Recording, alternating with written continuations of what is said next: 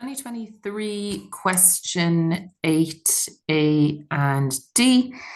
So it says an online word game involves trying to guess a 5-letter word in as few attempts as possible. For each game, each player is given a score S, where S is an element of OR, based on how many attempts it takes them to guess the word. In Ireland, players' scores are approximately normally distributed. Now, the minute I hear that phrase, what pops into my head is the bell-shaped curve. So straight away, we're getting a picture of a bell-shaped curve. Now, it has a mean of 3.87, and a standard deviation of 0.36. Okay, a player is selected at random from players in Ireland. Find the probability that this player has a score of less than 3.5. Now, less than 3.5 obviously has to be down this end, and we're looking for the less than. But hopefully you remember from the lessons we did on this that we can't read negative Z scores from our log tables. We can only read positive ones. So we'll start off anyway by looking at our formula that we use for whenever we're working out these scores to begin with. So we're kind of converting them basically into a score in the question into something we can find on our log tables. So we'll start by writing our formula down. So to find a Z score, we do X, which is the score, minus the mean all over the standard deviation. Now, in our case, the mean is what? The score that this guy gets is, okay. So the score, so it says selected at random, that his score is 3.5. So we write the score 3.5 and we take away the mean and we divide by our standard deviation. So we pop that into the calculators. Now, okay, so that comes out to be negative 1.03. Now, I can't find that on my log tables, but what I can do is I can find that the positive version of that figure. Now, here on our log tables, so I open up, if you've forgotten, page 36 onwards. Now, I look for 1.03 for my Z score, 1.03. And that is 0.8485. Now, that's still kind of no good to me because what I've done really is I have found out the probability of scoring essentially more than that. And I'm not interested in scoring more than that because I've gone with the positive version. What I'm interested in is that he scored less than that. So to make up for that, what I do is I do 1 minus 0.8485.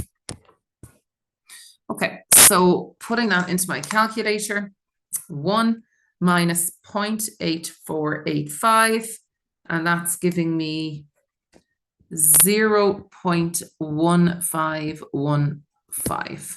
Usually for probability, we'll do 4 decimal places because probability can be written as a percentage or a fraction. So we usually leave in those decimal places.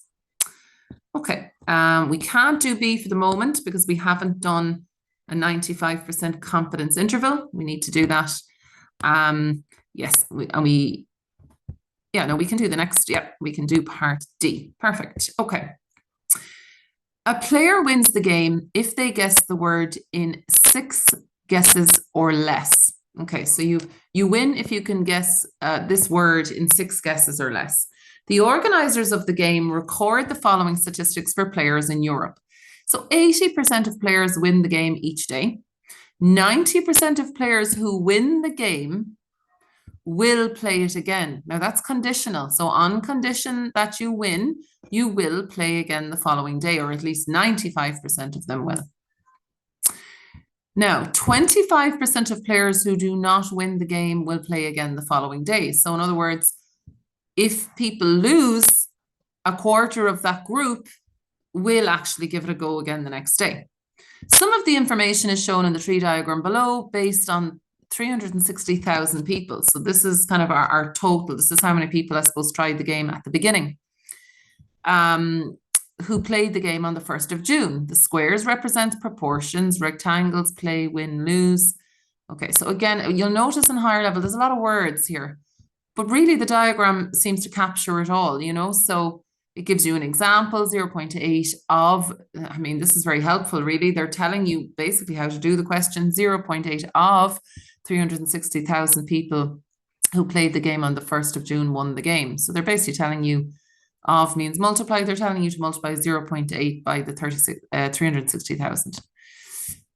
Assume that for people who play the game on the number of days, winning the game on the day is independent of winning it on another day. So in other words, just because you won it on the first day doesn't mean you're going to win it on the second day. It's independent. One is not, you know, based on the other. Complete the, it's like, you know, that example we go back to, if your first baby's a girl, it doesn't mean your next baby will be a boy. They're independent events.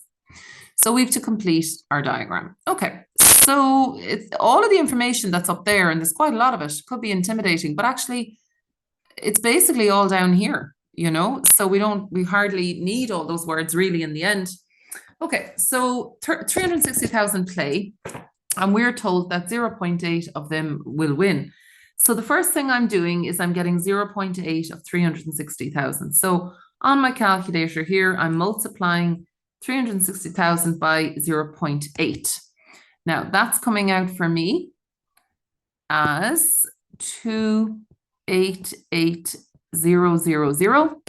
Now, if you have an 80% chance of winning, well, then you have a 0.2 chance of losing.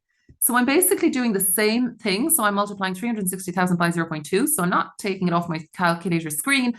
I'm just deleting the 8 and replacing with a 2, just to speed things up a little bit. So 72,000 should be in that box.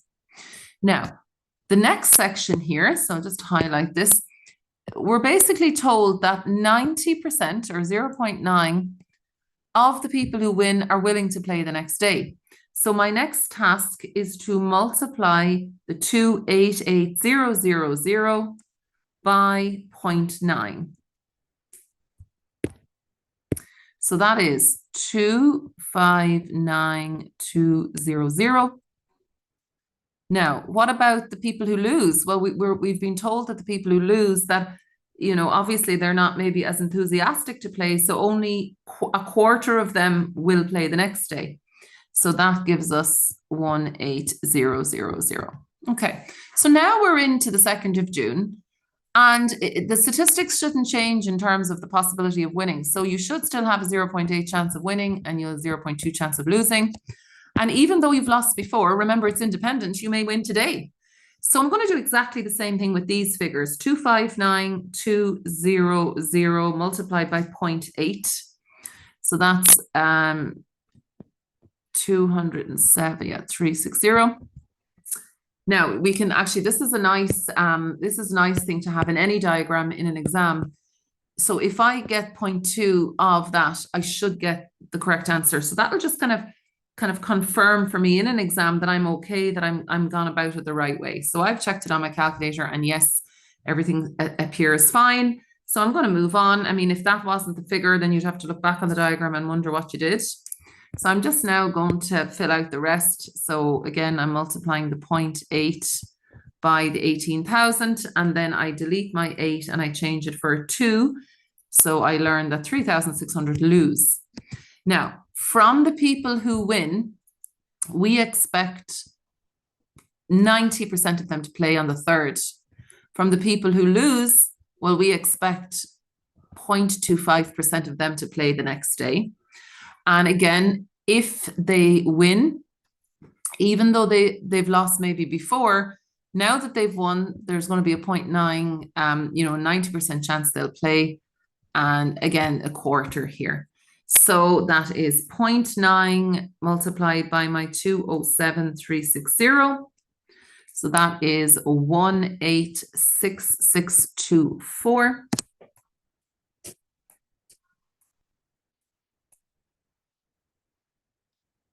My next one is 12960. 12960 and 900. Okay, and that's it.